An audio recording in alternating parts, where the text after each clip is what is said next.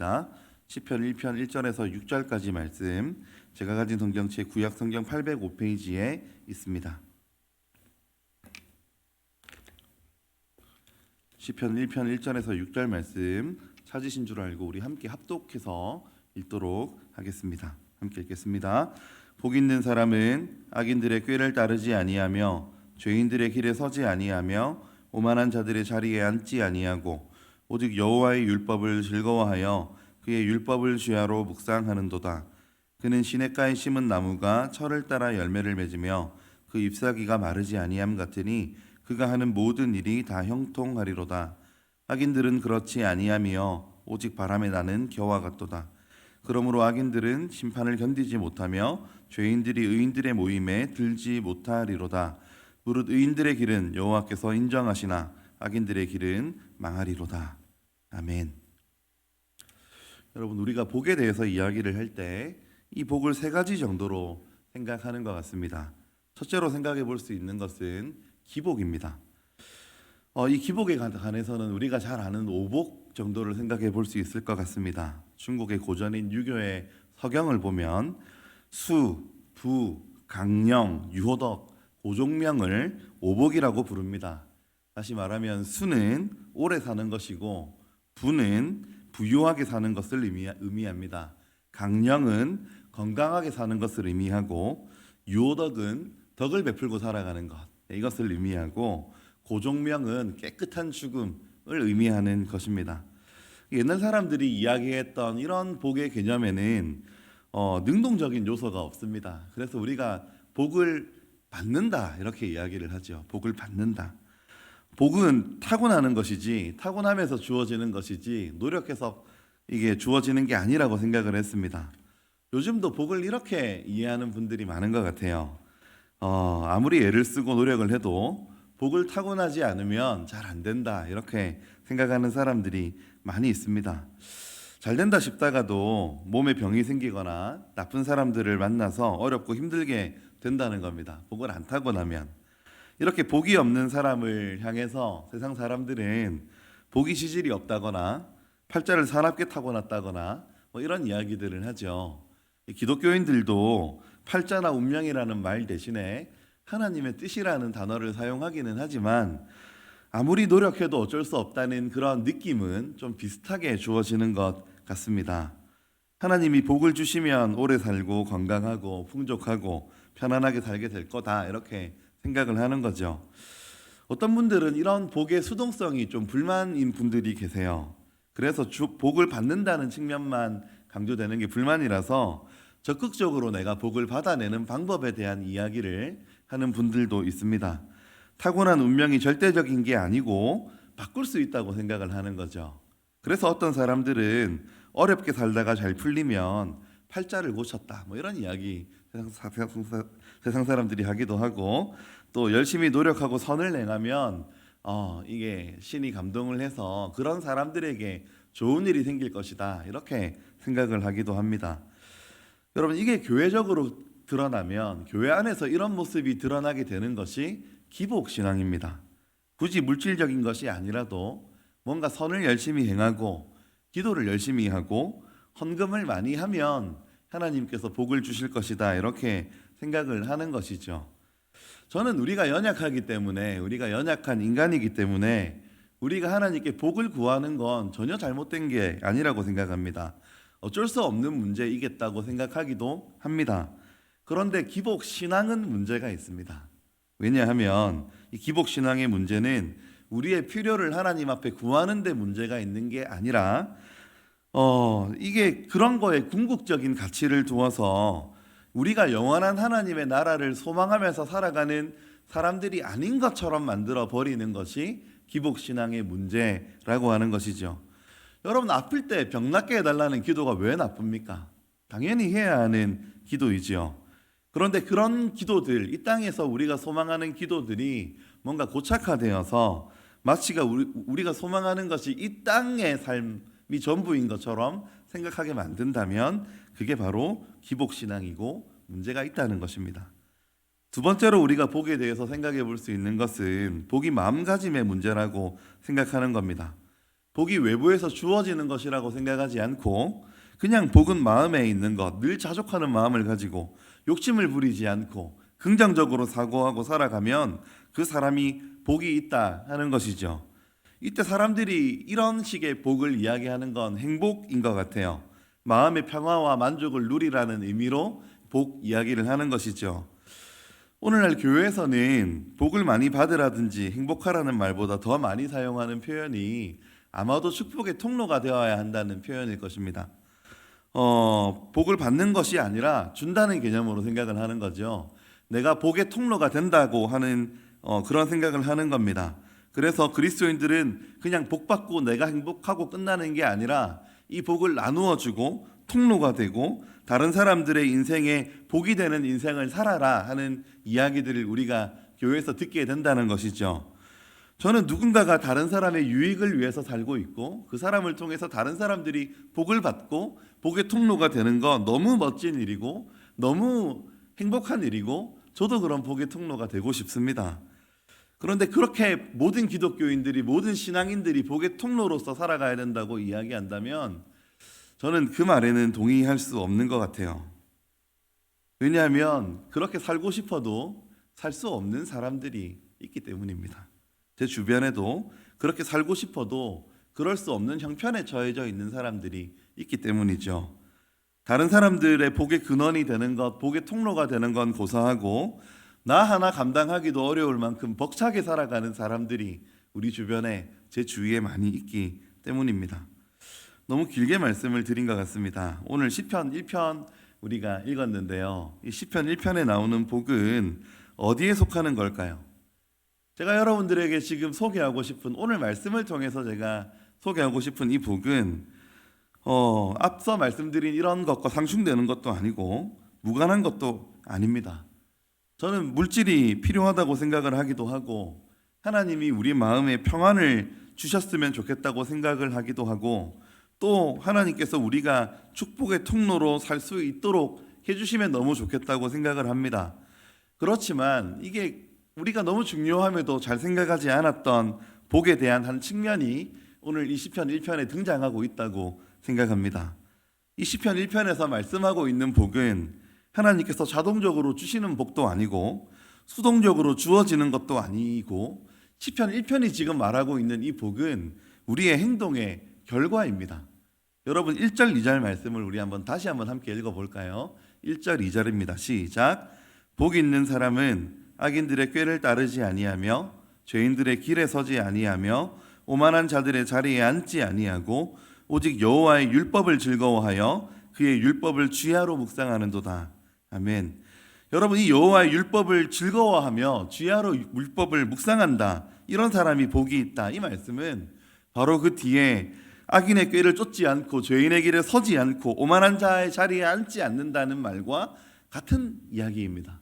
동전의 양면처럼. 여러분 여호와의 율법을 즐거워하고 그 율법을 주야로 묵상한다. 이게 무슨 의미일까요? 성경 읽을 때 잠이 안 오고 너무 이 성경 말씀이 기쁘고 성경 통독할 때 너무 꿀송이처럼 달게 느껴져서 1년 내도록 성경 말씀을 손에서 놓지 않는 그런 사람을 말하는 걸까요? 아닙니다, 여러분. 다윗이 말하고 있는 이 율법이 달다고 하는 의미는 여호와의 말씀대로 사는 것과 이 율법이 정의롭고 틀림없는 진실한 하나님의 말씀이기 때문에 이 율법이 달다고 지금 말하고 있는 겁니다. 율법은 하나도 어긋남이 없이 다 이루어지는 하나님의 말씀이기 때문에 이 율법대로 사는 게 가장 복되다고 다윗이 이야기하고 있는 겁니다. 그렇기 때문에 여호와의 율법을 묵상하는 사람은 악인의 꾀를 쫓지 않는 사람입니다. 율법을 즐거워하는 사람은 죄를 미워하는 사람입니다. 성품 자체가 죄를 미워하기 때문에 그런 것이 아니고 성품 자체가 악한 걸 싫어하기 때문에 그런 것이 아니고 물론 그런 것도 복이겠지만 시편 기자가 지금 말하고 있는 것은 유혹이 있어요. 아픔이 있어요. 고민이 있어요. 그럼에도 불구하고 악과 죄를 쫓아서 살아가지 않고 내가 하나님의 말씀대로 살아가기로 결단했다면 그 사람이 복이 있다는 말입니다. 그러니까 이 시편 1편이 말하고 있는 복은 내가 어디에 서 있느냐에 달려 있는 것이라는 말이고 내가 무엇을 선택하느냐에 달려 있다는 이야기입니다. 어떻게 느끼든 뭘 누리든 이 사람이 악한 자의 자리에 있으면 이 사람은 복이 없는 자이고 의인의 자리에 있으면 이 사람은 행복한 자라고 하는 겁니다. 죄인의 길을 걷고 있으면 불행한 자이고 의인의 길을 걷고 있으면 행복한 사람입니다. 거룩하게 산다고 행복감을 느끼는 것도 아니고 정의롭게 바르게 산다고 하나님 편에 있다고 그 삶이 언제나 만족스러운 것은 아니겠지만 내가 어떻게 느끼는가와 아무 상관없이 내가 하나님 편에 있으면 그게 복이라고 시편 1편은 말씀하고 있는 겁니다. 오늘 시편 기자는 이 의인의 길을 선택하고 난 다음에 느끼는 만족감이나 쾌감, 자긍심 이런 것들에 대하여 전혀 이야기하지 않습니다. 이 의의 길을 택하고 나서 누리는 영화나 부귀 이런 것들도 전혀 말씀하고 있지 않습니다. 의의 길을 택하고 난 다음에 느낌이나 감정이 없어도 때로는 속이 상하고 억울해도 손해를 보아도 바른 길을 택한 그 사람이 복이 있는 사람이라고 오늘 말씀은 우리에게 교훈하고 있는 것입니다. 여러분 예를 하나 들어보겠습니다. 여러분 하나냐 선지자를 아십니까? 이 하나냐라고 하는 사람은 남왕국 유다가 국가적으로 매우 어려웠던 시기에 그 시절의 선지자였습니다. 나라가 경제적으로 정치적으로 굉장히 혼란했는데 이 사람은 관록이 있고 인품도 있고 그래서 다른 사람들보다는 비교적 풍요롭게 여유롭게 살았던 그런 사람이었습니다. 이스라엘의 최고의 실력가가 되고 싶었습니다. 그래서 그동안 그는 예루살렘의 선지자로서 하나님께 받았던 계시의 말씀이 없었음에도 불구하고 하나님께 계시를 받은 것처럼 행동했고 선지자로서의 위치를 굳히기 위해서 왕과 귀족들의 불의와 악을 눈감아주고 온갖 행음과 부정을 일삼았습니다. 그런데 국가적인 위기가 온 겁니다. 이 사람은 이 국가적인 위기를 자기의 위치를 공고하게 하는데 사용하려고 했습니다. 그래서 그는 여호와께 받았던 말씀이 없었음에도 불구하고 여호와 하나님께서 내게 친히 나타나서 말씀하시기를 이라고 거짓말로 말하면서 나 만군의 여호와가 너를 지켜주리니 그동안에 바벨론에 잡혀갔던 모든 포로들이 돌아오고 바벨론은 망하게 되리라 이렇게 겁도 없이 거짓 평안을 예언했습니다. 이 말은 하나님께서 주신 말씀이 아니고 이 하나냐라고 하는 선지자가 거짓말로 지어냈던 이야기였습니다. 하나냐는 전쟁은 없을 것이고 바벨론의 포로로 들어가 있는 그 사람들이 돌아오게 될 것이고 하나님께서 우리 민족을 지켜주실 거라고 하는 듣기 좋은 이야기를 했습니다. 여러분 어려움 가운데 있던 이스라엘 백성들이 얼마나 듣고 싶었던 이야기일까요? 얼마나 이 말을 듣고 싶었을까요? 그럼에도 하나님이 주신 이야기가 아니어서 기득권을 빼앗기기가 싫어서 그는 백성들에게 거짓 평안을 주려고 거짓말로 하나님 앞에 이렇게 선포했던 것이죠. 이 예언으로 인해서 하나냐는 더욱 큰 인기를 얻고 자기의 자리를 더욱 공고하게 할 수 있었습니다. 하나님을 두려워하지 않았기 때문에 이 사람은 더욱 복이 있는 사람이 되었습니다. 외부적으로는요, 모든 사람들의 존경을 받는 최고 지도자가 되었고 영향력과 힘을 가지고 모든 사람들로부터 인기를 누리고 모든 사람이 좋아하는 그런 선지자가 되었습니다. 그 인기를 7개월밖에 누리지 못하고 죽은 게 좀 아쉽기는 하지만은요. 반면에 하나냐와 같은 시절을 살았던 선지자 중에 예레미야라고 하는 선지자가 있습니다. 그는 젊은 나이에 선지자로 부름을 받은 순간부터 고생과 핍박 이것이 연속되는 삶을 살았습니다. 그냥 하나님께서 아무 말씀도 안 하셨으면 그냥 산속에 들어가서 살았든지 입 다물고 조용하게 살았을 법도 한데 하나님께서 계속해서 그의 입술에 말을 주시고 그 마음에 깨달음을 주십니다. 하나님께서 말씀하시는 이 말씀은 하나냐로서는 정말로 하고 싶지 않은 말들이었습니다. 아니 예레미야로서 너무 하기 싫었던 말들이었습니다. 너무 괴로웠습니다. 우리나라가 망하게 될 것이고 70년 동안 다른 나라에 종살이를 하게 될 것이라는 말을 어떻게 할 수 있겠습니까? 전부 싫어할 텐데요.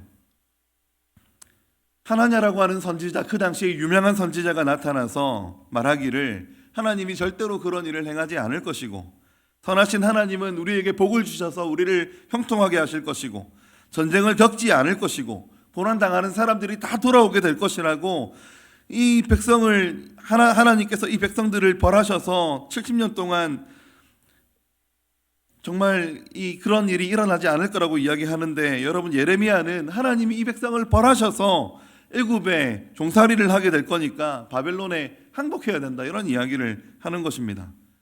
하나님의 말씀을 들은 대로 전해야 됐기 때문에 너무 괴롭고 속이 상해서 많이 울었기 때문에 이 선지자의 별명이 눈물의 선지자였습니다. 예레미야에게는 재물도 명예도 권세도 없었습니다. 여러 번 죽을 뻔하고 사람들의 손가락질과 저주를 받았고 나라를 팔아먹은 매국노라는 비난도 받았습니다. 어떤 사람들은 그렇게 생각할지도 모릅니다. 하나님의 선지자였다면, 그가 정말 하나님의 선지자였다면 하나님께서 그 마음에 주신 말씀을, 그 입술에 주신 그 말씀을 그대로 전하는 것만으로도 그는 만족하고 그는 행복하지 않았을까, 이런 이야기를 할 수도 있겠죠. 근데 여러분, 아닙니다. 예레미야 20장에 그의 고백을 한번 들어보십시오. 내 생일이 저주를 받았다면, 나의 어머니가 나를 낳던 날이 복이 없었더라면, 나의 아버지에게 소식을 전하여 이르기를 당신이 득남하였다 하여 아버지를 즐겁게 하던 자가 저주를 받았다면, 어찌하여 내가 태에서 나와서 고생과 슬픔을 보며 나의 날들을 부끄러움으로 보내는고 하더라.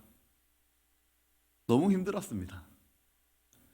하나님께서 나와 함께 하신다는 사실을 알았고, 내가 지금 전하는 말씀이 하나님에게로부터 온 것임을 알았음에도 불구하고 너무 힘들었습니다. 그게 그렇게 큰 기쁨이 되지 못할 때가 있다는 겁니다. 우리가 때로 그럴 때가 있잖아요. 하나님이 함께 하시고 하나님이 지켜주시고 내가 신앙인으로서, 성도로서 살아가는 것이 힘들고 어려워도 하나님 함께 하시면 괜찮다는 고백을 우리가 하고 싶다가도 문득 다가오는 불안감, 치욕감, 좌절감들이 이 땅을 믿는 자로서 살아가다 보면 너무 어려운 일을 당할 때가 있으니까 내가 행복하지 않고, 내가 정말 마음이라도 편했으면 좋겠는데 내 마음조차 편하지 않을 때가 있다고 하는 겁니다. 그래도 복을 받은 사람일까? 그래도 그 마음이 평안하지 않은 그 사람이 복을 받은 사람일까? 지금 그 이야기를 시편 기자가 하고 있는 것입니다. 여러분, 하나냐가 행복한 사람이 아니었고 불행한 사람이었다 하는 것은 인정하기가 쉬운데, 예레미야도 행복한 사람이었을까? 예레미야도 복을 받은 사람이었을까 하는 겁니다. 그는 백성을 위해서 축복의 통로도 아니었고, 영화를 누렸던 것도 아니고, 마음이 편안했던 것도 아니고, 너무 어려운 삶을 살았지만 시편 기자는 그럼에도 불구하고 그가 형통한 사람이었다. 그가 복 있는 자다. 왜냐하면 왜 그가 행복한 자냐면 악을 따라 살지 아니했고 죄를 범하지 아니했고 끝까지 하나님 편에 있었기 때문이라고 오늘 시편은 우리에게 말씀하고 있는 것입니다. 복이란 마음의 문제도 아니고 물질의 문제도 아닙니다. 내가 행복감을 누릴 수 없었더라도 진짜 행복하다, 복이 있는 인생이다 말할 수 있는 사람이 있고, 아무리 행복하고 만족한 것 같은 인생을 살아도 사실은 불행한 사람이 있습니다. 오랜 세월이 지난 지금 우리는 하나냐와 예레미야의 생애를 보면서 분명하게 말할 수 있습니다. 하나냐는 불행했고 예레미야는 행복했다. 그가 얼마나 행복감을 느꼈느냐의 문제가 아니라, 결과적인 이야기로 이야기하는 게 아니라, 예레미야는 하나님의 편이었기 때문에 그는 복이 있는 인생이었고, 하나냐는 하나님의 편이 아니었기 때문입니다. 여러분, 우리 중에는 주어진 환경이나 정황을 보면 참 불행하다고 말할 수 있는 그런 분들이 많이 계십니다. 너무 힘들고 너무 아파서 행복감을 누릴 수 없는 분들도 우리 중에는 계십니다. 믿음이 좋은 사람들은 어려운 환경과 역경 가운데서도 행복감을 느끼고 복이 있는 인생이라 스스로 선포하고 감사하다고 말할 수 있어야 한다고 생각을 하면서도 사실은 그게 잘 안 될 때가 있습니다. 그냥 이런 어려운 형편이지만 그래도 감사합니다라는 내 말이 때로는 가식처럼 느껴져서 내 마음에 불안과 두려움이 항상 있어서 그런 말조차 쉽게 내뱉기 어려울 때가 우리에게는 있습니다. 그럼에도 오늘 시편 기자는 하나님과 함께 있는 그 자가 복이 있는 자라고, 하나님 편에 있으면 그가 복이 있는 자라고 그렇게 우리에게 말씀하고 있습니다. 저는 하나님 편에 서 있는 자가 받는 물질적인 복도 무시하지 않고 그 이후에 오는 평안함이나 만족감을 부인하고 싶지도 않습니다. 그럼에도 불구하고 제가 정말 오늘 드리고 싶은 말씀은 정말 괴롭고 힘들고 아프고 정말 이런 상황에 놓여 있는 사람이라고 하더라도, 그런 성도라고 하더라도 그가 하나님 편에 서 있으면, 하나님이 그의 편에 서 있으면 그는 복이 있는 자라는 것입니다. 왜냐하면 하나님이 살아계시고 하나님이 함께 하시기 때문입니다. 이 하나님의 함께 하심은 임마누엘이신 예수 그리스도를 통해서 확정되었습니다. 마치 비록 무화과 나무가 무성하지 않고 감람나무 소출이 없어도 임마누엘이신 예수 그리스도를 통해서 소망과 의미를 찾고 하나님과 동행하는 그 사람이 바로 복이 있는 사람입니다. 오직 예수 안에서만 우리는 진정한 복을 찾을 수 있습니다. 오늘 일부에 오신 사랑하는 성도 여러분, 여러분들이 복이 있는 성도님들이 되기를 기대합니다. 사업이 잘 되어서 복이 있다는 말을 듣고 마음의 평안함을 잘 유지해서 복이 있다는 이야기를 듣는 것도 물론 중요하고 다른 사람을 위한 축복의 통로가 되는 것도 다 좋지만, 그렇지 않더라도 내 삶에 그런 일들이 없고 정말 아프고 힘든 가운데 있더라도 하나님의 말씀에 순종하고 하나님이 기뻐하시는 것을 하겠다는 결심으로 하나님 편에 서서 복이 있는 자가 되기를 기대합니다. 우리 안에 거하시는 주님을 경험하고 그분과 동행하면서 참 복을 여러분이 누릴 수 있게 되기를 기대합니다. 제가 항상 하나님이 기뻐하시는 편에 서겠다고, 언제나 하나님이 원하시는 일을 하겠다고, 하나님이 기뻐하시고 하나님이 원하시는, 하나님 말씀하시는 그 길에 서겠다고 다짐하는 여러분들, 오늘 이 일부 예배 시간이 될 수 있으면 너무 좋겠습니다. 우리 시간 함께 말씀을 생각하면서 합심해서 기도하실 때, 하나님, 내 상황이 어떻고 처지가 어떻든지 복이 있는 인생이 되게 하여 주옵소서. 주님 편에 서 있게 하옵소서. 우리 함께 기도하겠습니다.